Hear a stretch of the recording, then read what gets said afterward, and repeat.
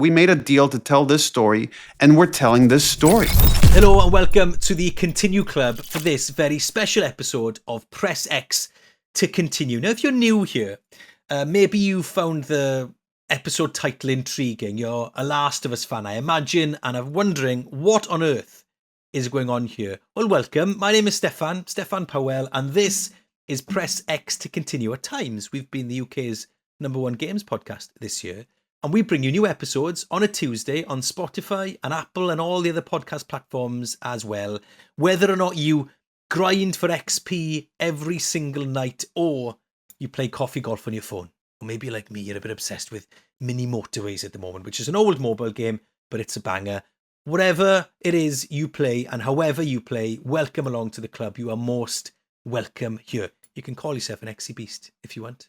Come and find us on social media, PressXPod on Blue Sky and TikTok, PressXPodcast on Instagram. There's a Discord as well. We would love to have you in the conversation. But let's cut to the chase, right? You are here because earlier on in the week, I sat down with Neil Druckmann. Neil being, of course, the creative director behind The Last of Us games. He also worked on the Uncharted franchise as well.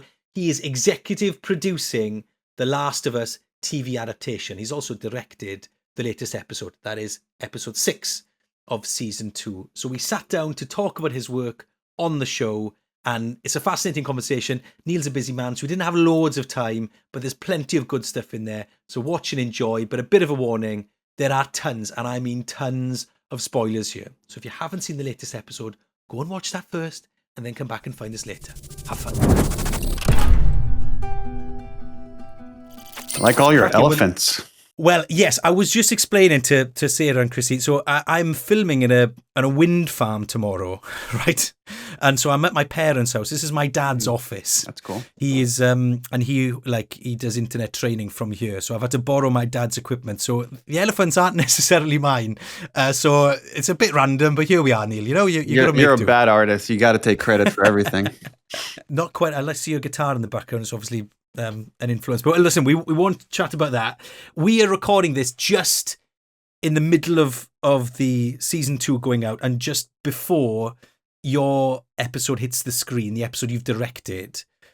How are you finding it halfway through like this? Because I suppose you've got two things to worry about. You've got the overall sentiment, right? Because you're the executive producer, and you've obviously created the game in the first instance, but then also specifically, you're worried about what people are going to think about your episode you've directed. So how are you feeling?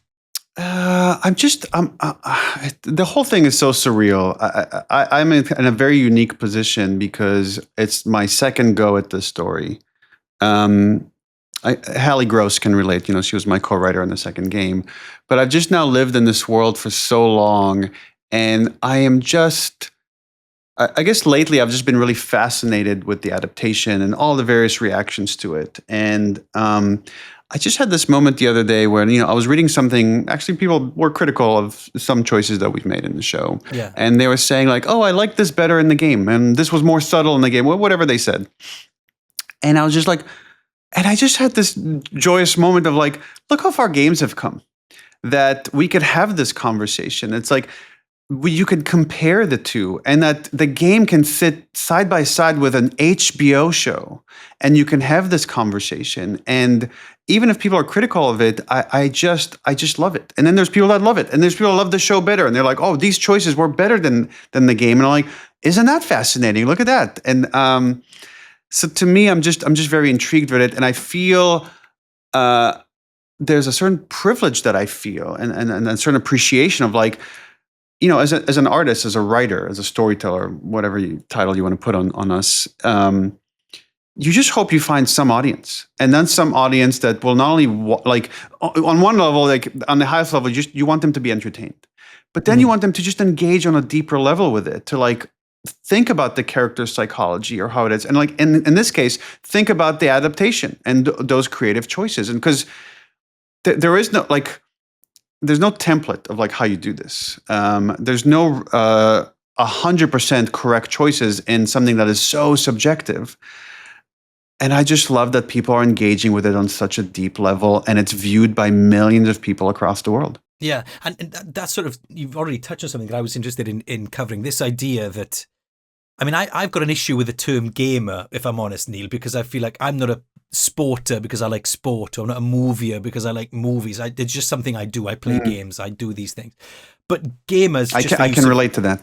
do you see what I mean? But like, just as a handy shorthand, gamers, there was a reaction to the first series, like, oh look, like a pride in the sense that this is a story that was told first in games, and now that has worked as an adaptation, and people have really gelled with it. When it comes to the second season, and you're starting from that base, does that make it harder because you are under more scrutiny now for the choices that you're going to make, especially some of the stuff that happens in series 2? And this is spoiler, we can go spoilerific as you want to, with Joel's death and etc. It's all tough. It's not like season 1 was easy and this one is very difficult. Season 1 was extremely tough, and season 1, I remember announcing the casting for Joel, and people were like, why would you cast Pedro? He can't even form a full beard. Like, this doesn't make any sense. And I'm like, well, maybe that's not as important to us as the performance behind the person that we cast. People were initially upset by Bill and Frank and the fact that you're not going to see the same exact stories we had in the game, but instead we got this really beautiful moment that could not exist without my collaboration with Craig Mazin. So then what was important for us is to then say, okay, that process led to success. And success, I just mean people watched it. They're wanting to come in for another season. They engaged with it in the way that we wanted them to engage it. It seemed to have done well. It won awards. It made HBO happy that we got a second go at this. Let's replicate that process. I'm not as concerned of like, how much do people like a particular character or not? I just need them to understand these characters and the psychology behind them. Like, I just did an interview where someone asked me, did you ever consider not killing Joel? And the answer is not really, because that is so essential to the story. Now, maybe, and this gets into a philosophical conversation between like business and art, and how much should business lead art, and how much should artistic integrity overcome business. And keep Pedro in the show, right? I'm sure someone could make the case. I was talking to Casey Blois the other day, and he just told me, he's like, I just got off the call with an agent, and he was like, you should have offered those guys $10 million to not kill your star. Are you out of your mind? And he's like, and he said, which I love. This is why I love that we landed at HBO. He said, no, you make a certain deal. We made a deal to tell this story, and we're telling this story. This is like, we pride ourselves in supporting our creators. This is the story we're telling. And I understand. I predicted this would be the reaction when I was working on the second game, and this was like a bit of a heartbreak for me, that I knew I was making a story that would be divisive. That's not why I made the story. I didn't like that it would be divisive, but I knew there were certain people that loved the first game that would hate the second one. And that's just the nature of making a sequel, and making a non-traditional sequel, if you will. I think people looked at the first game and thought they could predict what a sequel would be, and we didn't deliver on that. And I know, I kind of like that. So I'm rambling a little bit, but my point is, the story already has some of that intense reaction baked into it.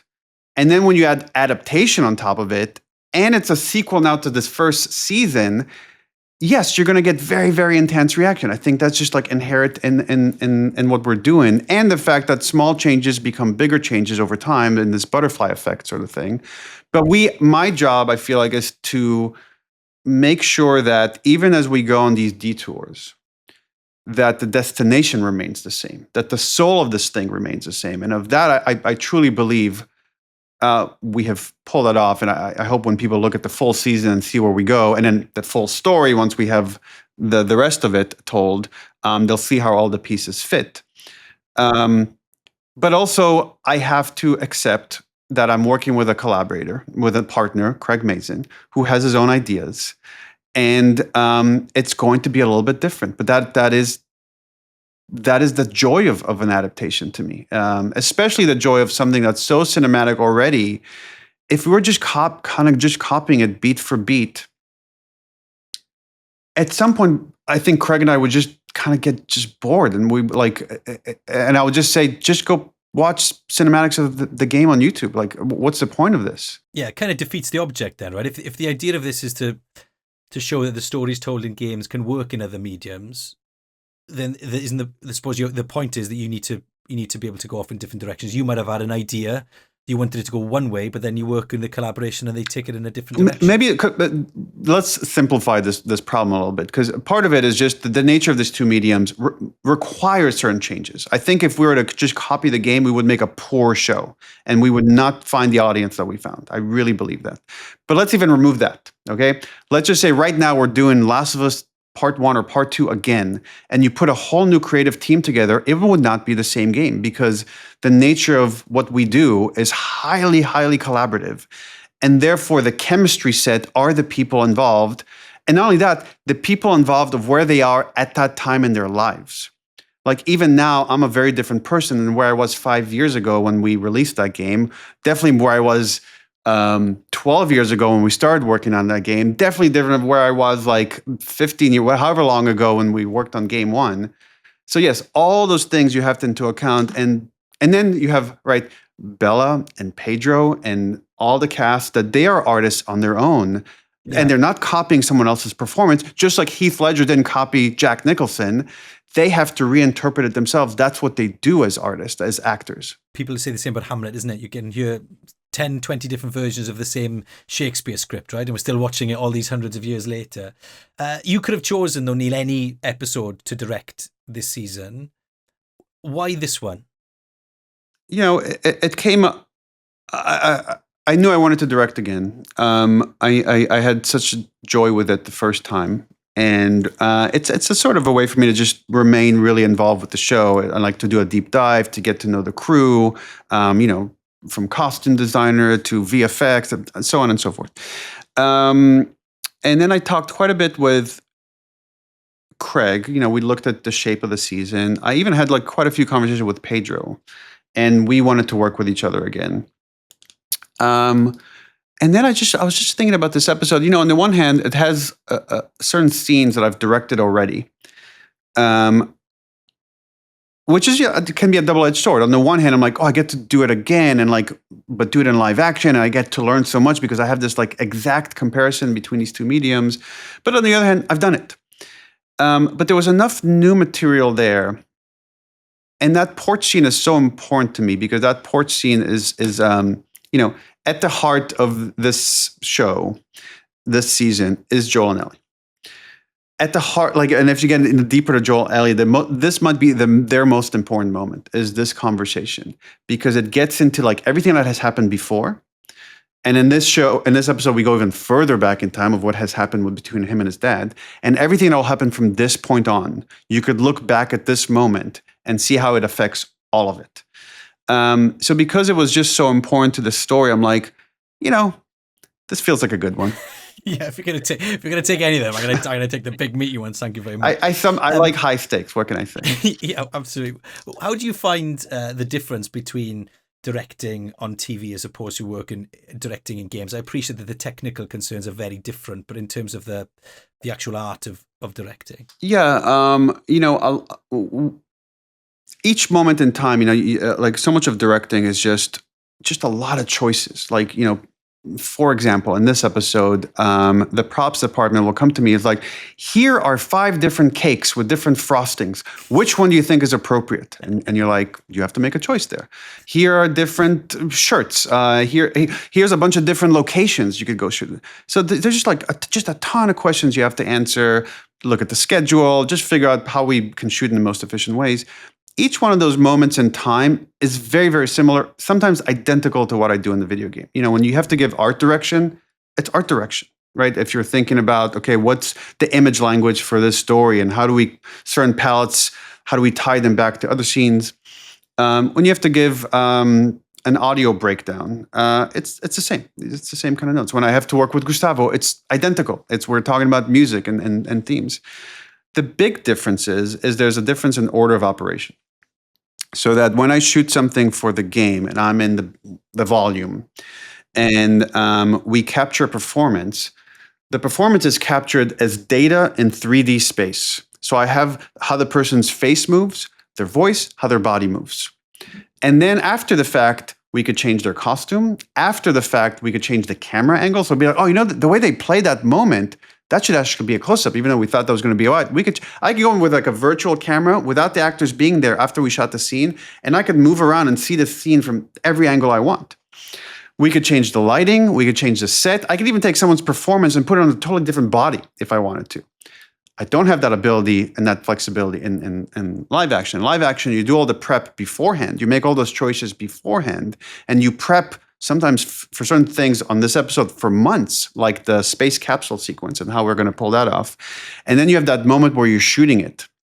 And that's actually, you've done most of your work as a director before you're even shooting. A lot of people think, oh, it's just when you're shooting, that's when you're doing the work. Most of the work for the episode has already happened. Now you're just hoping you've done the right homework and you've done it to the right degree so that when it's time, when you say action, you hold your breath and you wait for all the pieces to come together and you say cut. And often the first time, they did not. And then you're there, okay, in the moment, let's change the camera angle, let's change the lighting, give some performance notes, let's go again. And you do it enough times, and then hopefully you've captured it. Because really what you got on camera is what people are going to see, with some flexibility with VFX. But for the most part, that intensity, and when you get it right, it can feel like a drug. It's a high when you get it correctly.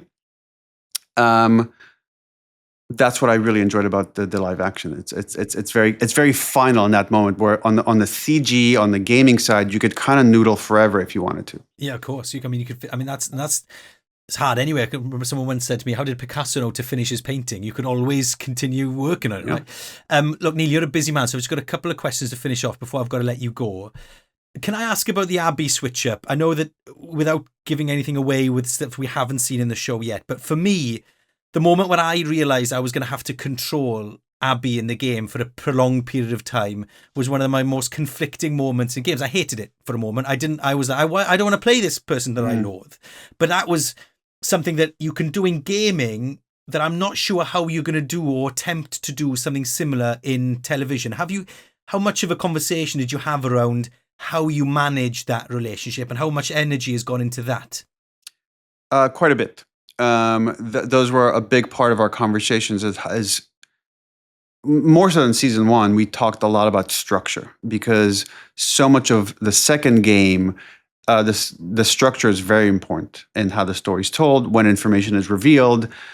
You talked about this moment where you play as a character you probably despise at that moment.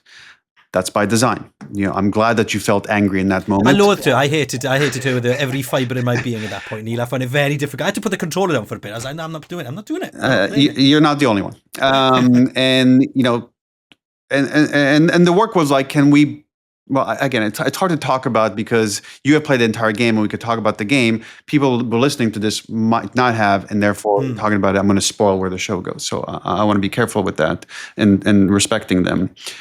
But I'll just say there were a lot of conversations around that structure, and I will say there's certain cinematic things you could do. They're not quite the same as interactive things, but cinematic things as far as point of view, and get the viewer to relate to a particular character based on how you're shooting it, how you're presenting it, and there's a point of view.